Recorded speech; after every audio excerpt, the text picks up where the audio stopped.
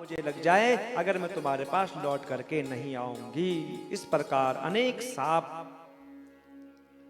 की बात को कह करके शपथ करके जब वह हिरणी वहीं खड़ी रही तो भील को विश्वास आ गया। उसने कहा ठीक है, तुम घर जाओ, अपने बच्चों को सौंप करके और मेरे पास आ जाना।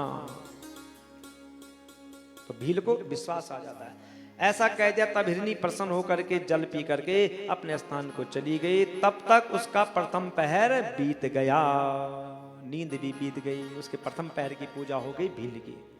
इसी बीच उसकी बहन जो दूसरी हिरणी थी वह उत्कुंठा पूर्वक उसे खोजती हुई कि मेरी बहन कहां चली गई होगी, अभी तक घर में नहीं आई, कहां चली गई होगी है। अब पेड़ में बैठा हुआ भील ने देखा कि अरे ये कौन आ गई है।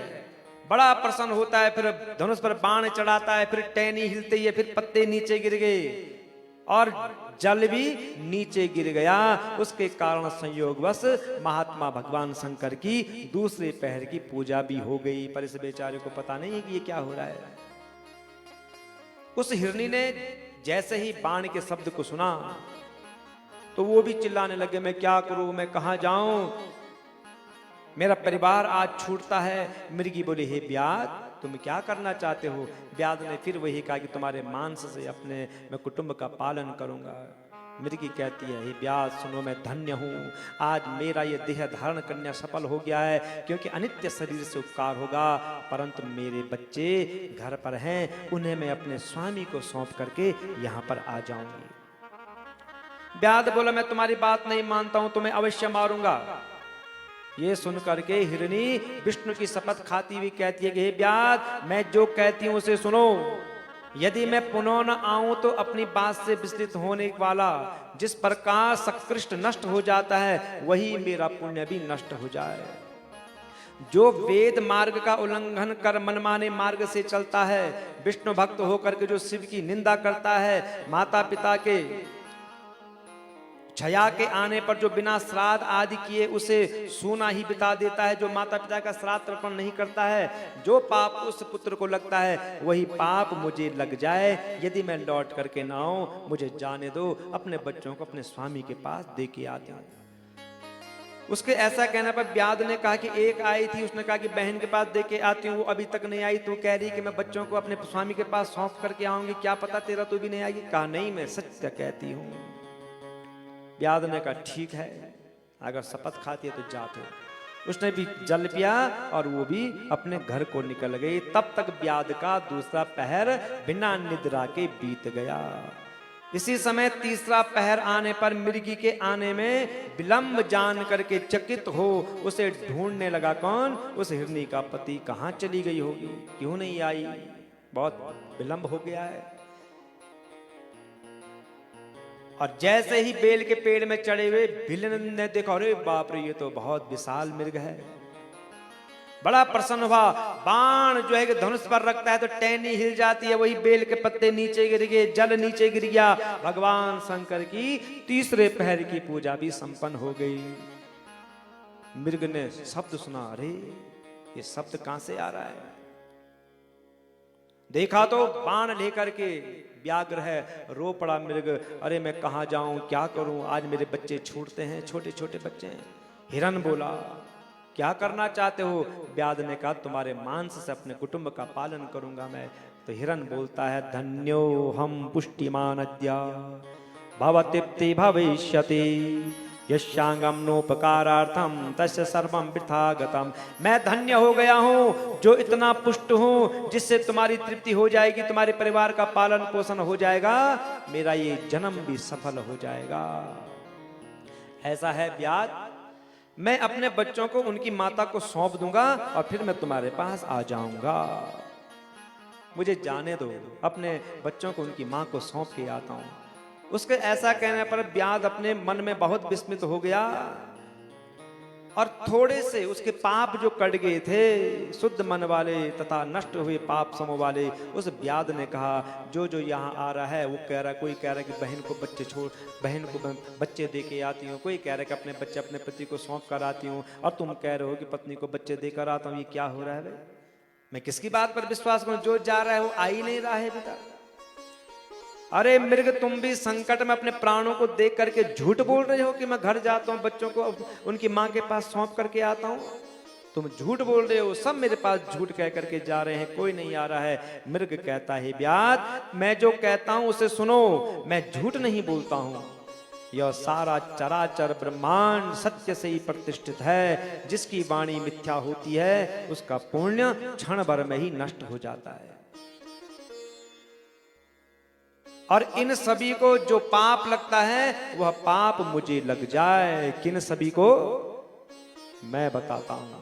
हे व्याध, तुम मेरे सत्य प्रतिज्ञा को सुनो। संध्या काल में जो कुकर्म करता है, शिवरात्रि को जो भोजन करता है, जो झूठी गवाही देता है, जो दूसरे की धरोहर को हरण करता है, संज्ञा रहित ब्राह्मण जिसके मुख से कभी शिव नाम नहीं निकला, जो उपकार नहीं करता है, जो शिव पर्व के दिन बेल के पत्ते तोड़ता है, जो पाप उसे लगता है वही पाप मुझे भी लग जाए अगर मैं तुम्हारे पास लौट करके ना आऊं। उसका ये वचन सुन करके व्याध ने कहा, ठीक है, जा फिर तू, और जल्दी आना है। कहा आऊंगा मैं। जल पिया और वो मृग भी निकल पड़ा। इसके बाद भली भांति प्रतिज्ञा किए हुए उस मृग और मृगी अपने आश्रम में जाकर के परस्पर मिले, सबके साथ एक दूसरे को सारा समाचार निवेदित किया। इस प्रकार सारा वृत्तांत सुन करके सभी ने सत्यपास में निमंत्रित होकर के और कारण विचार करके सबने कहा कि अब हमको जाना चाहिए वहां, हम झूठ नहीं बोलेंगे, वो हमारी राह देख रहा होगा। अब आपस में विचार किया और सब वहां जाने को तैयार हो गए। उनमें से जो हरिणी सबसे बड़ी थी उसने अपने स्वामी से कहा कि हे मृग, तुम्हारे बिना ये बालक किस प्रकार रहेंगे? मैं व्याध के पास जाती हूँ क्योंकि मैंने पहले प्रतिज्ञा करी थी, मुझे वहां जाना चाहिए। उसकी बात सुनकर के छोटी हिरणी कहती, नहीं नहीं, मैं तो तुम दोनों की सेविका हूँ, आज मैं जाती हूँ, तुम यहीं पर रहो। तो मृग ने कहा, नहीं, मैं वहां जाऊंगा। अरे तुम दोनों यहीं रहो, क्योंकि माता के द्वारा ही बालकों की रक्षा होती है, माँ बच्चों की जो है कि रक्षा कर लेती है, तुम मुझे जाने दो। मैं नहीं भी रहूंगा तो तुम बालकों का पालन पोषण कर दोगी, मुझे जाने दो वहां पर।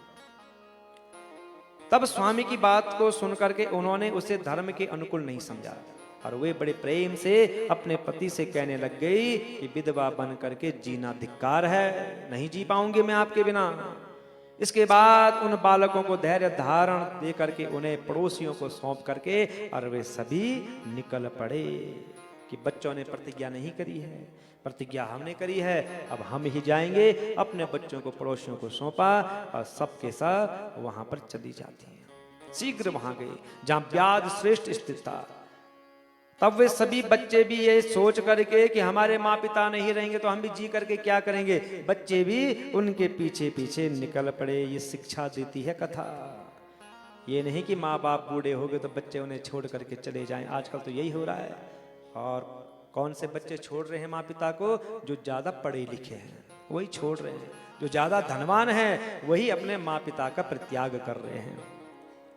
अब उन्हें देख करके व्याध अत्यंत हर्षित हो उठा और धनुष बाण चढ़ाने लगा। इतने में शिव जी के ऊपर पुनः जल गिर गया, बेल के पत्ते गिर गए। उससे चतुर्थ पहर की पूजा भी संपन्न हो गई। बोलो शंकर भगवान की जय। उस व्याध का सारा पाप नष्ट हो गया। उस समय दोनों मृगियों एवं मृग ने शीघ्रता पूर्वक कहा, व्याध, हम आए हैं, हमारे प्राण ले लो और अपने कुटुंब का पालन पोषण करो। उनकी ये बात सुनकर के भील आश्चर्यचकित हुआ। शिव जी की कृपा के प्रभाव से उसे दुर्लभ ज्ञान प्राप्त हो गया। ज्ञान रहित ये मृग धन्य है, ये परम सम्माननीय है जो अपने शरीर से परोपकार करने में तत्पर है। मैंने इस समय मनुष्य जन्म पाकर के क्या फल प्राप्त किया? मैंने दूसरों को पीड़ा दी है, मृगों को मारा है, मैंने नित्य पाप किया है। अब उसके मन में ऐसे विचार आने लग गए जब उसने भगवान शंकर की पूजा संपादित करी। मैंने नित्य अनेक पाप करके अपने कुटुंब का पालन पोषण किया। इस प्रकार पाप करने के कारण अब आगे मेरी क्या गति होगी, मैं किस गति को प्राप्त होऊंगा? हाय, मैंने तो जन्म से ही पाप किया है, मेरे जीवन को धिक्कार है, धिक्कार है। इस प्रकार ज्ञान को प्राप्त हुआ वह व्याध अपने बाण को उतारते हुए कहने लग गया, हे मृगों, तुम धन्य हो, तुमने अपनी प्रतिज्ञा का पालन किया है। मैं तुमको नहीं मारूंगा, मैं तुम्हें नहीं मार सकता हूं। तब उसके इस प्रकार कहने पर शंकर भगवान प्रसन्न होकर के और उसे अपना संपूर्ण स्वरूप प्रदान करते हैं, उनके सामने प्रकट हो जाते हैं। बोलो रुद्रनाथ भगवान की जय। और जब भील ने देखा कि बाप रे कैसा तेज है ये, भगवान शंकर को देखा तो भगवान शंकर कहते हैं मैं तुझ पर प्रसन्न हूं, वरदान मांग, मुझसे कौन सा वरदान चाहिए तेरे को। व्याध भी भगवान शिव के स्वरूप को देख करके क्षण मात्र में ही मुक्त हो गया, कहता है कि आज मैं सारे पापों से छूट गया हूं। भगवान शंकर के चरणों पर गिर पड़ा, कहता है प्रभु आपके दर्शन हो गए तो मुझे और क्या चाहिए, आप मुझे कृपा दृष्टि से वरदान दीजिए। तो भगवान शंकर कहते हैं शृणु व्यादस्य भोगास्त्वां भुक्त्वा दिव्यानथेप्सितान् राजधानीं समाश्रित्य श्रृंगवेरपुरे पराम।